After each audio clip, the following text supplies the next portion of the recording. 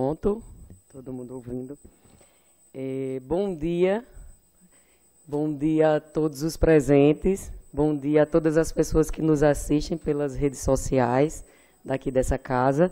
Quero cumprimentar a mesa dessa casa em nome do meu camarada e amigo pessoal João Gustavo e o professor Jari, a quem eu tenho muita estima, e aos outros vereadores em nome da vereadora Leísa Palmeira, que é por quem eu tenho muito respeito. Sintam-se todos cumprimentados.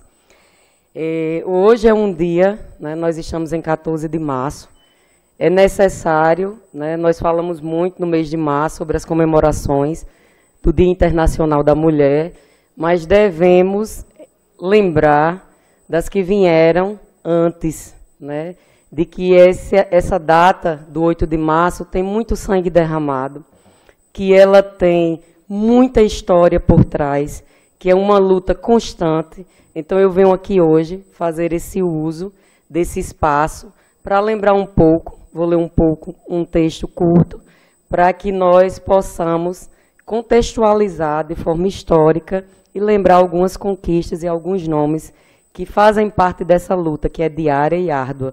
Nós precisamos entender, compreender de forma real, que seja palpável para todas as pessoas. Uma mulher simples, vinda de uma comunidade como é o bairro Paizinho Maria, filha de uma mãe solo, uma educadora popular que há 5 anos tenta transformar a vida de jovens e adultos através da educação. É preciso que quem está em casa entenda que esse lugar, sim, pertence ao povo. Essa tribuna, essas cadeiras, vocês todos foram colocados aqui por pessoas que acreditam em vocês, no projeto de vocês, e que vocês estão aqui por todos, por quem votaram individualmente e por quem não votou. Vocês são vereadores da cidade. E nós, mulheres, somos 54% da população dessa cidade. Precisamos ser ouvidas, precisamos que nossos direitos não somente sejam transformados em flores e chocolates no dia 8. Então, vou ler esse texto e a gente vai complementando. Senhora vereadora Leísa e senhores vereadores presentes, cidadãs e cidadãos que aqui estão presentes, e aqui eu também me dirijo a minhas duas camaradas, Cíntia e Aline, que estão aqui também para presenciar e se encorajar para depois, um dia, também fazerem parte desse espaço. Quero, hoje falar sobre as lutas históricas das mulheres. Lutas que foram travadas por igualdade, justiça e direitos. Prestem atenção, igualdade não é superioridade. Lutas que foram lideradas por mulheres corajosas e determinadas, que jamais podem ser esquecidas. Desde o início dos tempos, nós mulheres fomos marginalizadas, excluídas e oprimidas, mas nunca nos rendemos. E nem isso irá acontecer. Muito pelo contrário, lutamos por nossos direitos, por nossa liberdade e dignidade. Nada nos foi dado. Tivemos que lutar por direitos básicos. Deixamos de ser escravizada, no caso das mulheres negras, e aqui quero registrar alguns nomes de mulheres brasileiras que fazem parte dessa história. Lélia Gonzalez, antropóloga e ativista brasileira, que lutou pela igualdade racial e de gênero. Lélia faleceu em 94, aos 59 anos. Sueli Carneiro, filósofa e escritora que aos 74 anos de idade segue lutando, sendo resistência, obviamente, não poderia deixar de exaltar a memória de Marielle Franco, política, ativista social, que em 14 de 3 de 2018, há exatos 7 anos, foi brutalmente assassinada por não se render ao sistema corrupto ao qual estamos inseridos. Marielle, presente. Nós lutamos por direito ao voto, trabalho e à educação. Tivemos que enfrentar a resistência da maioria dos homens, que não queriam compartilhar o poder e os privilégios. Mas não desistimos, nos organizamos, nos mobilizamos e seguimos lutando. E aos poucos, estamos conquistando nossos direitos. Mas a luta não para por aí. Seguimos lutando por igualdade salarial, por direitos reprodutivos, por segurança e por justiça. E aqui eu quero enfatizar que já são mais de 5 anos que o assassinato da jovem Zaira Cruz termina passando dia após dia e não tem o seu dia marcado, e tem uma mãe sofrendo que não pode fechar o caixão da sua filha, porque esse caixão só será fechado quando o culpado for julgado e condenado pelo crime que ele cometeu. Aqui minha solidariedade a essa mãe que sofre. E aqui entra a responsabilidade coletiva de cada um de nós. Vocês, como representantes do povo, sinto como obrigação se unirem à luta por esses e outros direitos que ainda nos são negados. É obrigação que nós, mulheres, tenhamos acesso efetivo aos espaços que decidem sobre as nossas vidas. Então, quero deixar um desafio aqui para todos. Vamos fazer da nossa cidade um lugar onde as mulheres sejam respeitadas, valorizadas e incluídas de forma efetiva e real, não somente nos discursos, mas em ações e políticas públicas que funcionem. E eu deixo aqui uma reflexão para que a gente possa, de algum modo, levar não somente para esse espaço, que é muito restrito, curto. Os poderosos, eles podem até matar 1, 2 ou 3 rosas, mas jamais conseguirão deter a primavera inteira.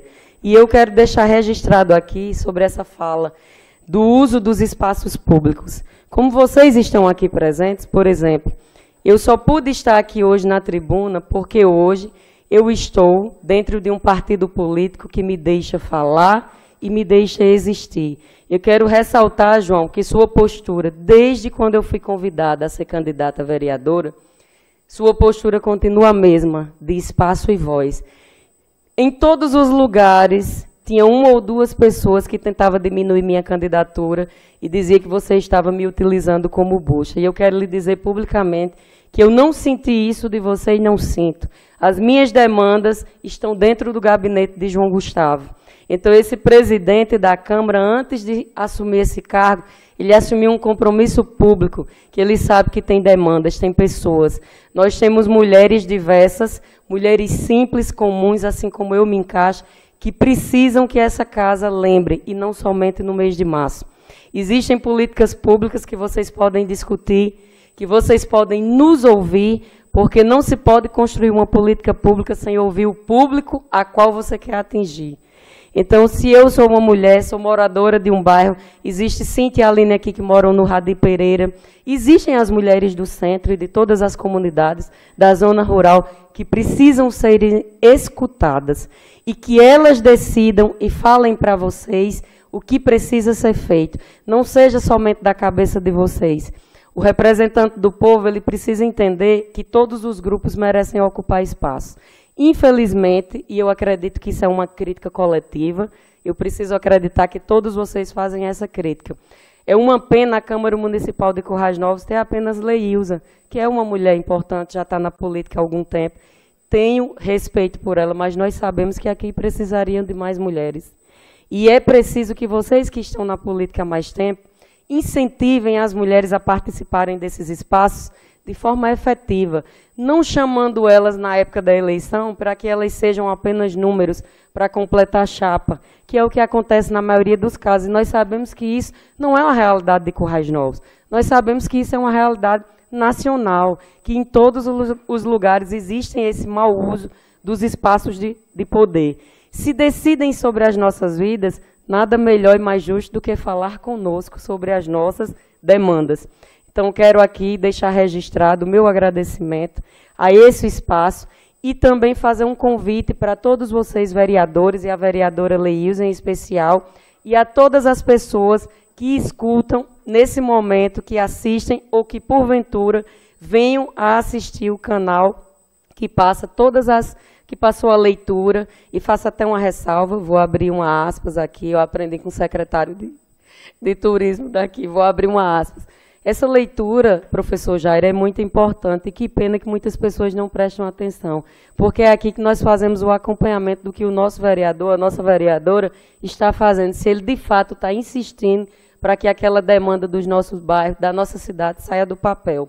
Mas voltando ao convite, sexta-feira, dia 14 de março, nós estaremos aqui no salão, né, aqui abaixo do plenário onde nós estamos, realizando uma audiência pública, também através do mandato do presidente dessa casa, para que nós possamos discutir de forma histórica, contextualizar e, repito, nós precisamos lembrar de quem veio antes de nós. Antes de vocês sentarem nessas cadeiras, vieram outros gestores, vieram outros vereadores e vereadoras, e cada um deu sua contribuição. E nós precisamos lembrar que antes que Bárbara estivesse aqui falando, antes que porventura tivesse uma candidatura, tiveram outras mulheres que sofreram e que deram as suas vidas pela luta dos direitos. Até mesmo as mulheres que tentam, de algum modo, demonizar, deslegitimizar a luta das mulheres, só falam contra porque outras deram direito de voz. É preciso lembrar disso, até quem é contra. Vamos desmistificar essa história do feminismo de uma coisa ruim. O feminismo deseja que as mulheres tenham igualdade, equidade. Eu não quero ser superior a nenhum de vocês que estão sentados aqui, mas eu quero que os meus direitos sejam respeitados. E isso é um direito de todas as pessoas, sejam elas quem for, sejam elas brancas, pretas, mulheres, sejam mulheres cis, mulheres trans, sejam homens, jovens, sejam homens da cidade, homens do campo. E aqui no meu caso eu tenho que falar pelas mulheres, não é isso? Mas desejo a igualdade, e o feminismo ele traz isso. Deixem de tentar, e eu me dirijo a vocês que estão em casa, que assistem pelas redes sociais, deixem de reproduzir esse discurso machista e misógino, que feminista não se depila, que não toma banho, que não sabe se falar, que não sabe portar. Nós temos inteligência, nós somos pessoas, temos direito e podemos e devemos nos portar. E até você, mulher, que infelizmente fica ludibriada com algum discurso que feminismo é coisa do mal, a você também foi concedido esse direito através da luta.